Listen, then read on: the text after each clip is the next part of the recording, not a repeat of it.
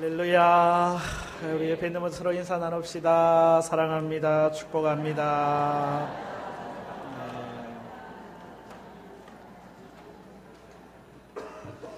오늘 설교의 제목을 왕심리 신앙이다 그렇게 잡았어요.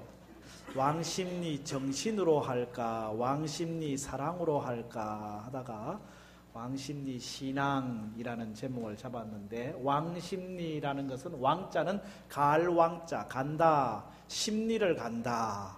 왕심리입니다. 심리를 간다. 왜? 오늘 말씀 보니까 오리를 가고자 하는 자에게 심리를 동행해줘라.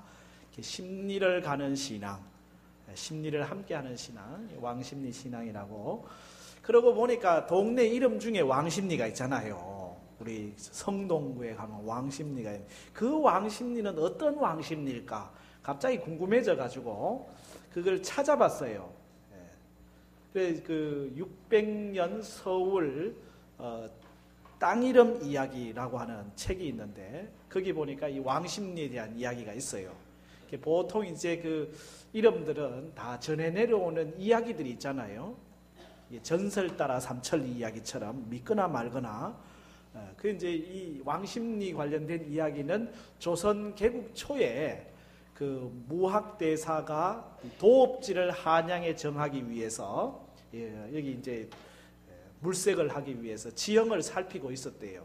지금의 왕심리 지역에 와가지고 그 지형이 어떤가 하고 두리번 살피고 있는데, 어떤 백발이 서헝성한 이 노인이 소를 몰고 가면서 채찍으로 소를 치면서 하는 말이 이놈의 소는 무학을 닮아가지고 도대체 정신이 없다고 바른 곳을 나비두고 어디 이렇게 왕자왕하느냐고 소를 나무래면서 가더래요. 가만히 들어보니까 자기 보고 하는 소리 같아가지고 그래가지고 예를 갖추고 아마도 제게 하실 말씀이 있는 것 같은데 사실은 제가 도읍을 정할 장소를 찾고 있습니다. 혹시 아시면 말씀해 주시지요. 그랬더니 아주 머리 끗한 노인이 채찍을 들고 서북 쪽을 가리키면서 하는 말이 여기서 10리를 더 가면은 거기가 도읍을 정할 장소요. 거기에서 10리를 딱 들어간 장소가 바로 지금의 경복궁 자리라고.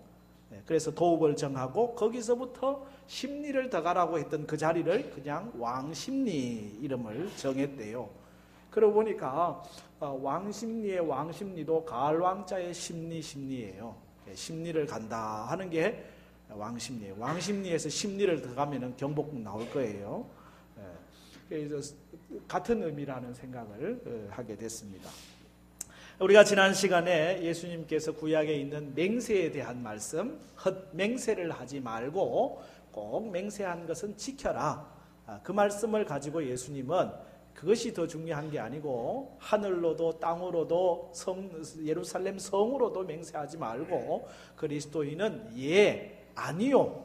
다시 말하면 우리 말이 신용이 있어야 된다는 거죠. 거짓이 없어야 된다는 거죠. 진실해야 된다는 거죠. 우리 언어 생활이 발라야 그래야 믿음 있는 사람으로 우리가 던지는 말 한마디가 복음을 전할 수 있는 입이 되는 거예요. 우리의 입이 신용이 없으면 말씀을 전할 수가 없잖아요. 복음을 전할 수가 없잖아요. 그리스도인들이 언어의 생활의 정직과 신용을 말씀을 했는데 오늘 말씀은 구약의 복수와 관련된 그런 말씀입니다. 더 나은 성도의 삶이라고 하는 것이 뭐냐? 구약에서는 이 복수의 감정이 우리 인간에게 다 있잖아요. 사람들이 나를 해코지하고 어렵게 하고 힘들게 하면은 그냥 가만히 있고 싶지 않아요.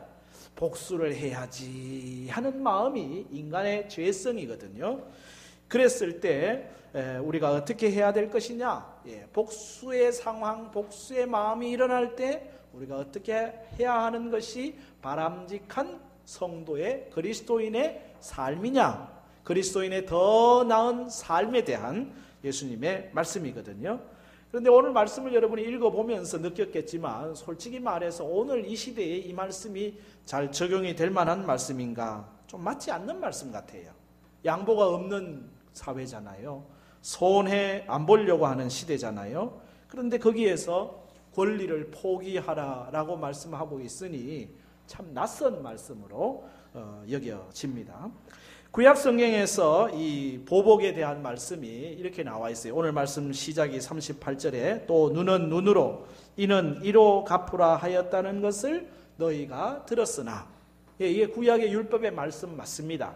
레위기 출애굽기 21장 23절 말씀에 보면 그러나 다른 해가 있으면 갚되 생명은 생명으로 눈은 눈으로 이는 이로 손은 손으로 발은 발로 된 것은 된 것으로 상하게 한 것은 상함으로 때린 것은 때림으로 갚을지니라.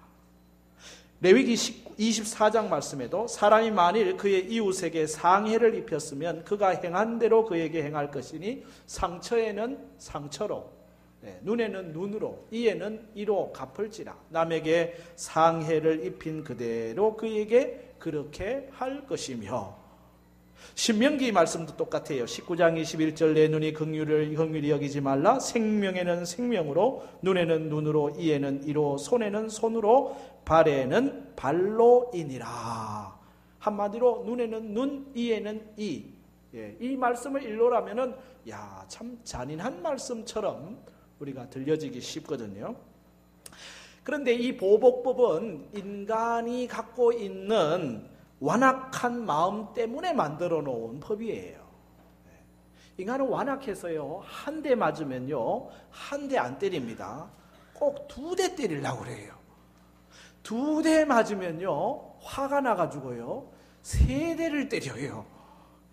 욕 한 바가지 얻어먹으면요 한 바가지를 내뱉는 게 아니고요 아예 한 말을 갖다 쏟아내요. 그런 정도로 우리 인간은 완악해가지고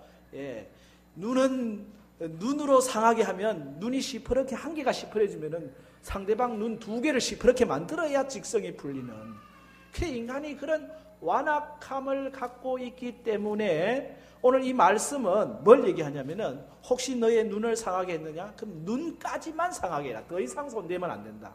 너의 발을 다치게 했느냐? 그러면 너의 그 발 하나에 대한, 발가락 하나에 대해서만 상해를 주더라도 그 이상은 해서는 안 된다.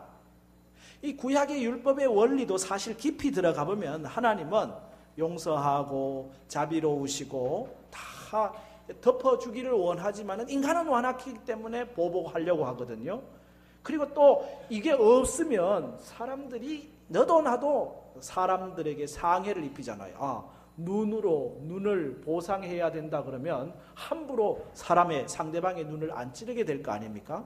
그러니까 서로에게 해를 주지 않게 하기 위한 것이 이 말씀의 목적이에요. 누가 해를 줬더라도 추가로 2배, 3배 보복하지 않도록 하기 위한 것이 이 말씀이에요. 그러니까 이 말씀의 본래의 뜻으로 깊이 들어가 보면은 이 말씀은 잔인한 법이 아니고 자비의 법입니다. 더 이상 더 악하게 사람을 보복하지 말도록 제한하고 있는 그런 말씀이거든요. 그런데 이 바리새인들이나 서기관들이나 일상의 삶에서 이 말씀을 오용하는 것이지요. 그래, 우리에게 하나님이 보복할 수 있도록 허락을 하셨다. 눈에는 눈, 이에는 이.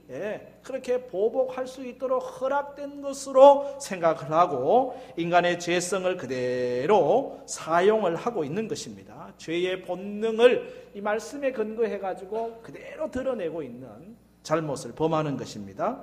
사실 이 말씀은 공적으로 재판할 때 사용하는 말씀이거든요. 그런데 사적으로, 개인적으로 이 말씀을 가지고 자신의 권력과 이익을 위해서 사용했다고 하는 것이죠. 오늘날 모슬렘에서도 이 구약의 율법과 같은 말씀이 쿠란에 있거든요. 이 코란에 있으니까 우리는 눈에는 눈, 이에는 이로 대항한다. 최근에 IS, 이슬람 국가의 그 테러 활동이 문제가 되고 있잖아요. 근데 그 사람들은 스스로 뭐라고 얘기합니까? 우리는 정당하다라고 얘기를 합니다. 우리는 코란에 있는 법대로 하는 것이다. 눈에는 눈, 이에는 이로 하는 것이다. 그러면서 자기들의 테러를 정당화하고 있다고 하는 사실입니다. 이 구약 성경의 동형보복법인데 눈에는 눈, 이에는 이 동형보복법은 복수를 제한하기 위해서 공적인 판결을 위해서 주신 것인데 사람들은 자신들의 그 행동을 합리화하기 위한 말씀으로 오용하고 있었다고 하는 사실은, 그래서 예수님이 이 말씀의 원래의 뜻으로 다시 해석해 주시는 거예요. 새롭게 하시는 거예요. 그래서 나는 너희에게 이르노니 5장 39절이죠. 뭐라고 말합니까? 악한 자를 대적하지 말라. 이게 원래의 뜻이라는 거예요. 하나님의 이 말씀의 원래의 뜻은 악한 자를 대적하지 말아라. 여러분 이 말씀을 또 오해하면 안 됩니다. 아하, 그러면은 하나님이 악을 그냥 허용하시는 건가? 악이라고 하는 것을 그냥 무시하는 것인가? 그렇지 않아요. 하나님은 악을 싫어하십니다. 그리고 악을 일으키는 원흉인 사단을 싫어합니다. 악에 대해서는 대항해야 됩니다. 악한 자 사단의 괴계에 대해서는 그냥 내버려 두면 안 돼요. 그것을 대적해야 돼요. 야고보 4장 7절에 있는 것처럼 그런즉 너희는 하나님께 복종할지라 마귀를 뭐하라? 대적해라. 그리하면 너희를 피하리라. 악한 마귀 사단에 대하여는 대적을 말씀하고 계셔요. 예수님께서 악을 그냥 내버려 두지 않으셨어요. 성전에서 돈을 바꾸는 사람들, 성전에서 비둘기하고 양을 팔고 소와 양을 파는 사람들의 상을 엎으셨어요. 채찍을 드셨어요. 뭡니까? 악에 대해서는 예수님이 단호하십니다. 그러나 악한 자에 대해서는 악한 자를 대적하지 말아라. 그게 예수님의 말씀이에요. 예수님은 악과 악한 사람을 구분해요. 사람이 악을 행한 것이 사람을 대항하지 말고 악을 대항하도록 말씀하고 있는 그런 말씀이거든요. 악한 사람에게 복수하지 말라고 하는 그것이 예수님의 말씀이에요. 사도 바울을 통해서 주시는 말씀도 같은 맥락입니다. 로마서 12장 17절이라에 아무에게도 악을 악으로 갚지 말고 모든 사람 앞에서 선한 일을 도모해라. 할 수 있거든 너희로서는 모든 사람과 더불어 뭐하라? 화목하라. 내 사랑하는 자들아, 너희가 친히 원수를 갚지 말고 하나님의 진노하심에 맡기라. 기록되었을 때 원수 갚는 것은 내게 있으니 내가 갚으리라고 주께서 말씀하시니라. 원수 갚는 것은 내 몫이 아니에요. 누구 몫이에요? 하나님 몫이에요. 원수 갚는 건 하나님 몫이니까 네가 스스로 원수를 갚으려고 하지 말아라. 내 원수가 줄이거든 뭐해요? 먹이고, 원수가 목마르거든 뭐해요? 마시게 해라. 그리함으로 내가 숯불을 그 무리에 쌓아놓으라. 악에게 지지 말고 선으로 악을 이기라. 악에 대한 그리스도인의 삶의 자세는 뭡니까? 선으로 악을 이기는 겁니다. 세상은 아니에요. 세상은 악으로 악을 이기려고 그래요. 악으로 악을 이기려. 악은 악으로 이겨야 된다. 악으로 악을 이기려고 그래요. 그러나 그리스도인, 복음의 사람은 선으로 악을 이기는 것입니다. 그래서 오늘 말씀의 내용이 어떻게 하면 구체적으로 선으로 악을 이길 수 있을 것인가? 예수님이 실예를 들어서 설명을 다 해주고 계시는데 39절을 우리 같이 함께 읽겠습니다. 시작. 나는 너희에게 이르노니 악한 자를 대적하지 말라. 누구든지 내 오른편 뺨을 치거든 왼편도 돌려대며. 참 어려운 말씀이다, 그죠? 오른편 뺨을 치는데 화가 나가지고 나도 오른손을 들고 때리고 싶은데 때리는 건 고사하고 왼편 뺨도 돌려대라고 말씀하시니 그냥 오른편 뺨을 치거든 그냥 불쌍하다 생각하고 네가 참아라 그런 말씀도 아니에요. 왼편 뺨까지 돌려대라고 말씀하시니 도대체가 이 말씀을 우리가 어떻게 제대로 실천할 수 있겠어요? 근데 이 오른편 뺨을 친다고 하는 것은 단순히 나에게 폭력을 행사한다고 하는 개념을 넘어서는 겁니다. 이 오른편 뺨을 맞으려면 내가 왼손으로 치든지 아니면 오른손으로 치더라도 그냥 치는 게 아니고 손등으로 쳐야 되는 상황이거든요. 그러니까 이 손등으로 뺨을 맞는 그것은 그 시대는 모욕으로 받아지는 거예요. 그러니까 이렇게 치는 게 아니고 이렇게 치는 거죠. 그러니 이렇게 치면 내 오른편 뺨이 맞거든요. 나를 모욕하는 사람에 대하여 어떻게 할 것이냐? 이 말씀이에요. 나에게 모욕을 줄 때 내가 무엇을 해야 될 것이냐?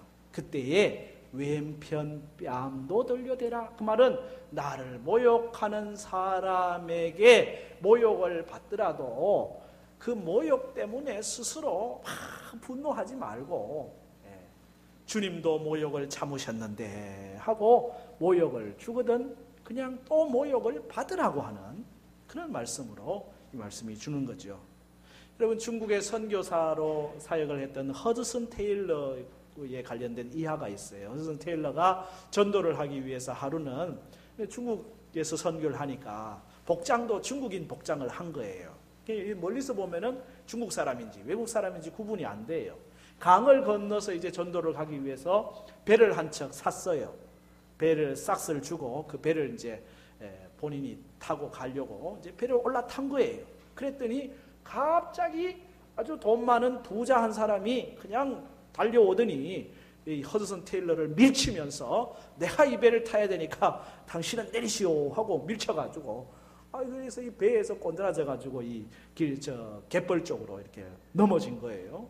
그 광경을 보고 있던 이 배 노젓는 사람이 하는 말이 아니 이 배는 이분이 돈을 주고 오늘 산 겁니다. 이분은 우리 중국 사람도 아니고 외국 사람입니다.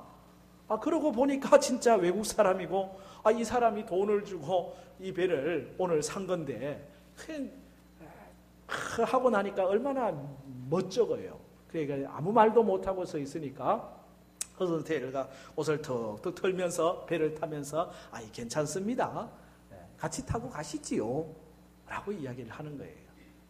여기에 감동을 받았어요. 웬만한 사람 같으면 당신 알아보지도 않고 함부로 사람을 밀치고 말이에요. 내가 돈 주고 이 배를 빌렸는데 내려. 그렇게 해도 할 말 없잖아요. 그런데 괜찮아요. 함께 타고 갑시다. 당신은 도대체 중국에 왜 왔습니까? 뭘 말씀합니까? 듣고 보니 예수의 복음을 전하거든요.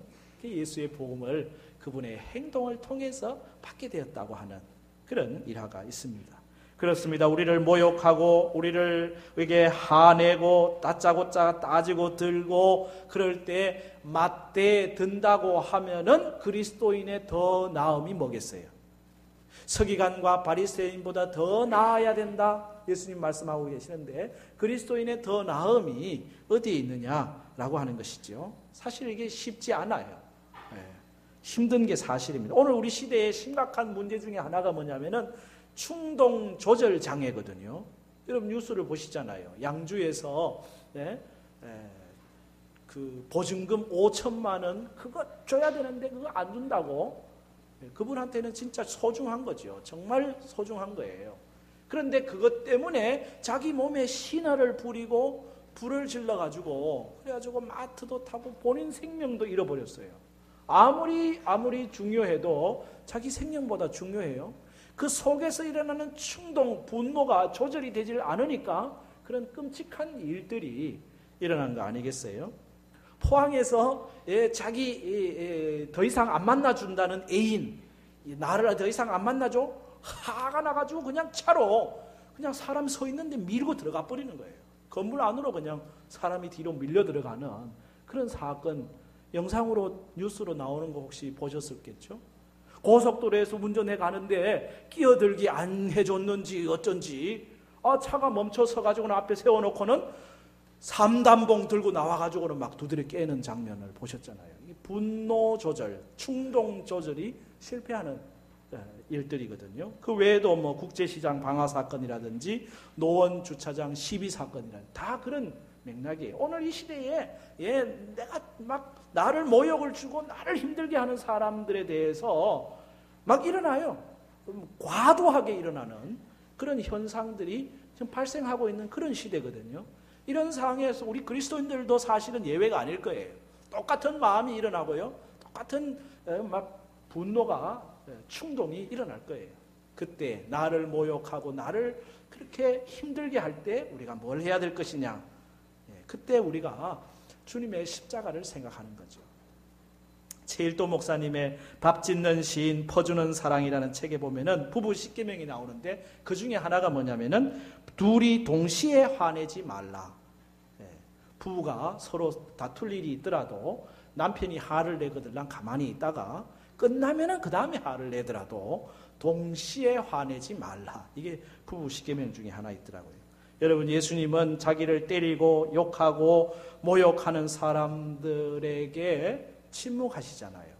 오히려 예수님 자기를 십자가에 못 박는 이들을 위해서 기도하시잖아요.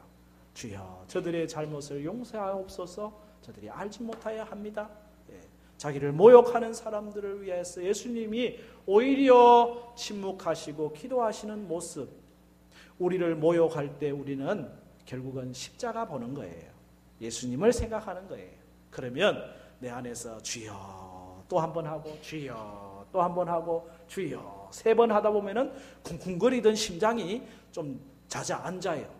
심장이 막 쿵쿵거릴 때는 이게 사람이 말을 해도요 언성이 올라가고요 소리를 치게 되고요 이렇게 심장이 쿵쿵거리들랑 야 심장아 너 좀 가만히 있어라 하고 심호흡을 먼저 하세요. 숨을 한번 깊이 들어 마시고 내쉬고 들어 마시고 내쉬고 그때 하는 말이 주여 속으로 주여 속으로 주여 하면은 가라앉아요. 그래 또 한 번 더 생각해 보면은 또 넘어갈 수 있어요. 여러분 모욕이 우리 가운데 있을 때 주님의 십자가를 볼 수 있기를 바랍니다.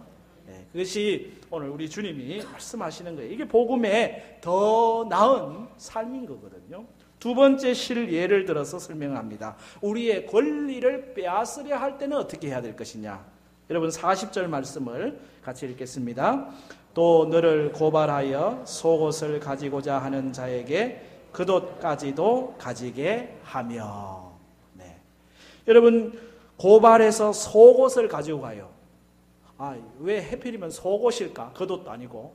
여러분 이 겉옷이 이 이스라엘 팔레스틴 유대인들에게는 소중합니다. 이 겉옷은 우리 보통 사람의 가장 소중한 기본 권리에 해당돼요. 혹시 저당을 겉옷을 잡혔더라도 저녁이 되면은 무조건 돌려줘야 되는 게 겉옷입니다. 겉옷은 단순한 겉옷이 아니고 그 사람이 그날 밤 잠잘 때 사용할 이불과 같은 가장 기본적인 권리를 상징하는 게 겉옷이거든요. 그런데 누군가가 고발해서 내 속옷을 가져가려고 하면은 뭐까지도 주라고? 겉옷까지도 주라는 거예요. 근데 그 얘기는 우리의 가장 기본적인 권리까지도 내려놓을 수 있어야 된다. 그걸 말씀하거든요. 오늘 우리 시대는 할 수만 있으면 내 권리를 찾아 먹으려고 그래요. 권리를 주장하죠. 우리 자식들도 부모님한테 나를 낳았으니까 나를 잘 기르라고 권리를 주장하잖아요.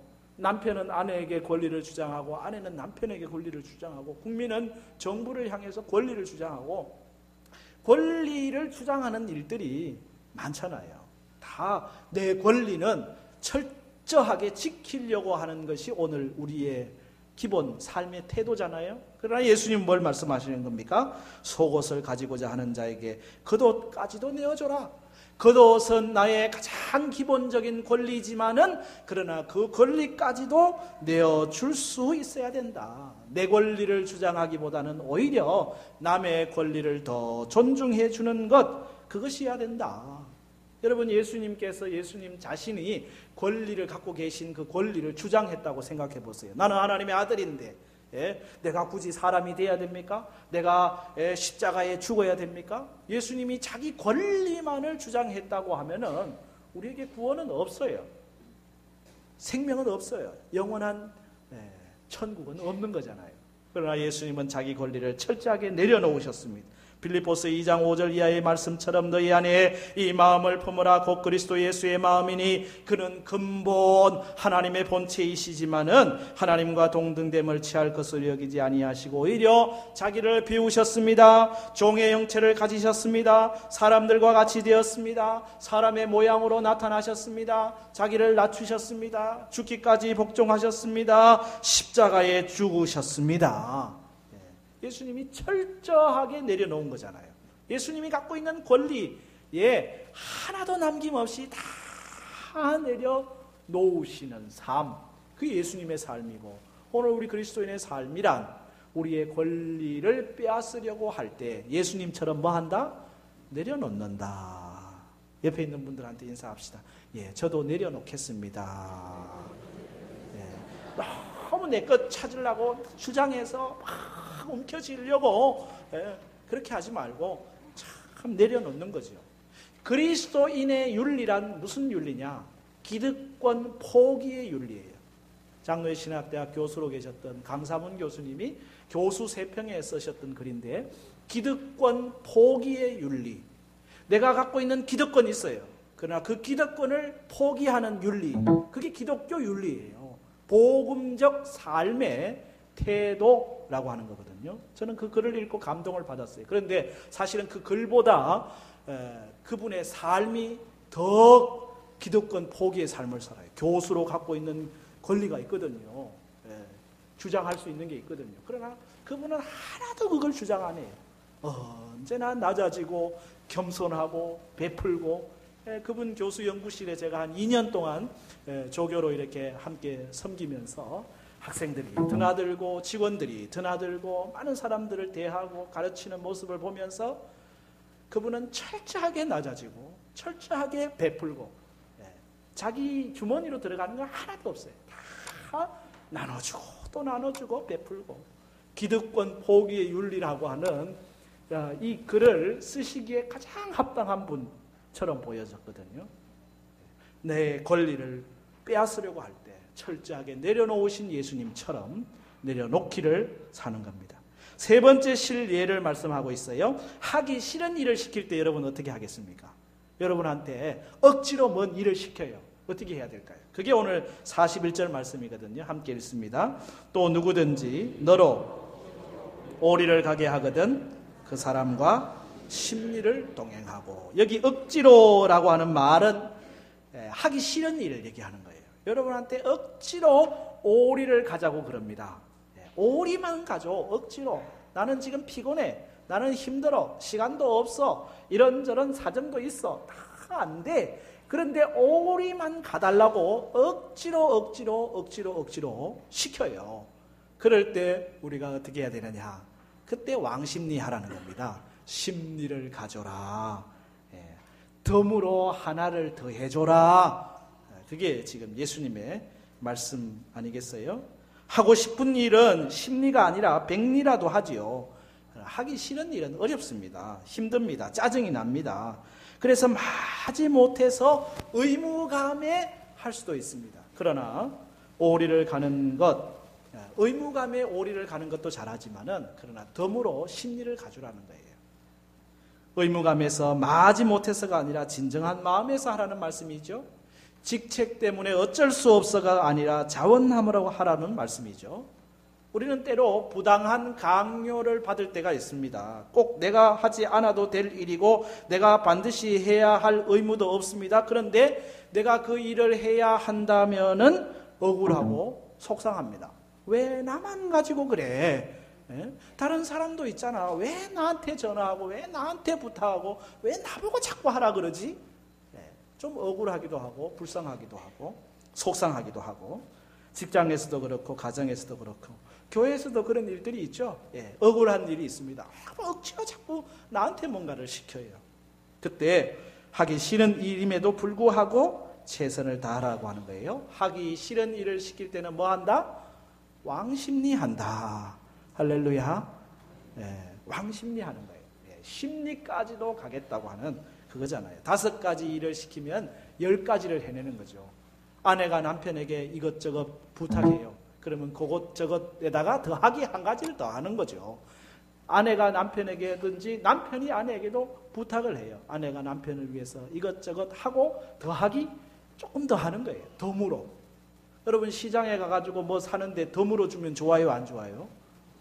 덤으로 주면 좋잖아요. 이게 그 기쁜 마음으로 주는 거잖아요. 조금 더 주는 거잖아요. 얼마나 좋아요. 그리스도인의 삶이란 덤으로 주는 삶입니다. 조금 더 하는 겁니다. 오리 가자 그러면 심리를 가지고요. 속옷 달라 그러면 겉옷까지도 주고요. 오른뺨을 치면 왼뺨도 돌려대고요.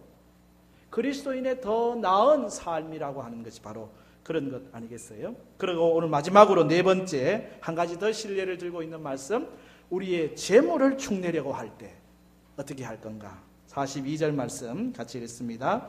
내게 구하는 자에게 주며 내게 꾸고자 하는 자에게 거절하지 말라. 이거 우리 호주머니와 관련된 거예요.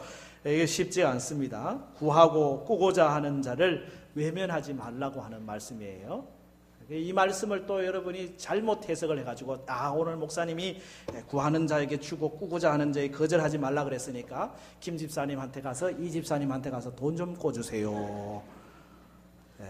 이 말씀 가지고 돈 좀 빌려주세요. 오늘 목사님 설교했잖아요. 꿔달라고 빌려달라고 이용하라는 말씀이 아닙니다. 그걸 착각하면 안 돼요. 할 수만 있으면 교회 안에서 금전거래는 금물입니다. 괜히 이것이 성도의 교제를 방해하는 일들이 훨씬 더 많기 때문에 그래요. 이 말씀은 구제와 관련된 말씀이에요. 베품과 관련된 말씀이에요. 여러분, 베푸는 삶을 살아야 한다고 하는 것을 정말 한 끼 먹을 것이 없어서 굶는 사람에게 그냥 내버리지 말라는 거예요. 내가 조금 한 끼 먹을 거 있으면 콩 반쪽이라도 나누는 그 심정으로 베푸는 삶을 살아야 되지, 움켜쥐고 안 된다, 거절하고 주려고 하는 마음보다는 받으려는 마음으로만 사는 것 옳지 않다는 거예요. 할 수만 있으면 베풀 수 있기를 바랍니다. 할 수만 있으면 손을 펴요. 내게 없는데요. 없으면 할 수 없죠. 그러나 조금이라도 있으면 그 있는 것은 나만을 위한 게 아니고 함께 나누고 베풀라고 주신 것이다 생각하고 자꾸 베푸는 삶을 살아가기를 축복합니다.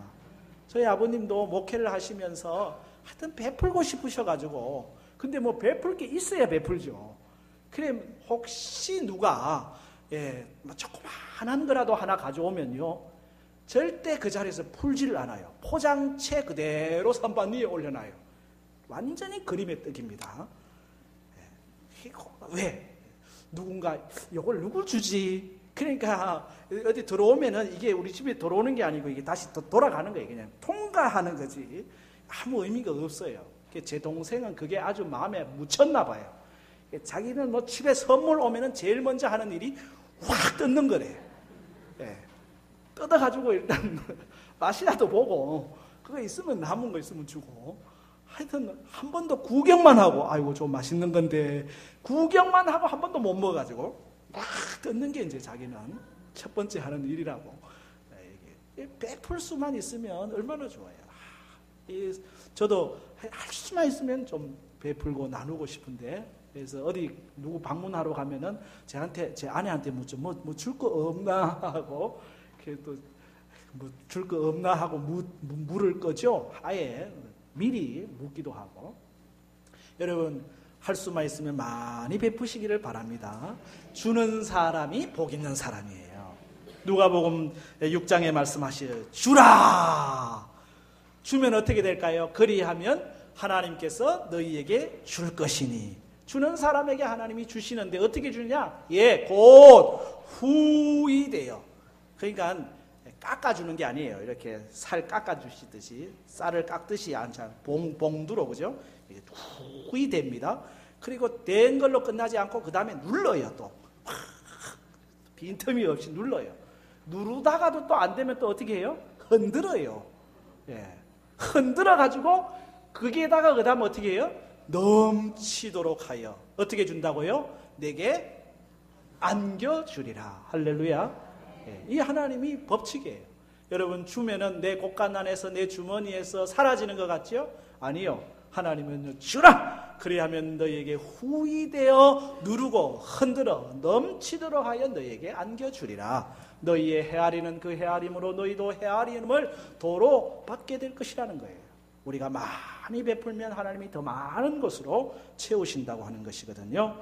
오늘 누군가가 내게 와서 요구를 해요. 재물을 축내려고 하는 거죠. 호주머니를 털어가려고 하는 거죠. 그때에 아낌없이 주는 사람이 복이 있습니다. 요한일서 3장 17절에 누가 이 세상의 재물을 가지고 형제의 궁핍함을 보고도 도와줄 마음을 닫으면 형제의 궁핍함을 보고도 도와줄 마음을 닫으면 하나님의 사랑이 어찌 그 속에 거하겠느냐. 자녀들아 우리가 말과 혀로만 사랑하지 말고 행함과 진실함으로 하자. 할렐루야. 그것이 주님의 말씀입니다. 옛사람에게 말한 바 눈은 눈 이는 이 보복을 이야기하지만은 예수님은 뭘 말씀합니까? 아니다. 악한 자를 대적하지 말아라. 악을 선으로 갚아라. 오히려 왕심리 신앙 하나 더 하는 것이 좋다. 오른뺨 치면 왼뺨 돌려대고 속옷 달라 하면 겉옷 주고 오리 가자 하면 심리 가고 구하는 자에게 주고 더 하는 것, 덤으로 더 나누는 삶, 그것이 그리스도인 복음의 삶이라고 하는 것을 깨우쳐주고 있거든요. 예수님이 그렇게 사셨잖아요. 예수님이 가신 그 길을 오늘 가는 것이 그리스도인이잖아요. 왕심리 신앙으로 그리스도의 사랑을 나눌 수 있는 우리 모두가 되기를 축복합니다.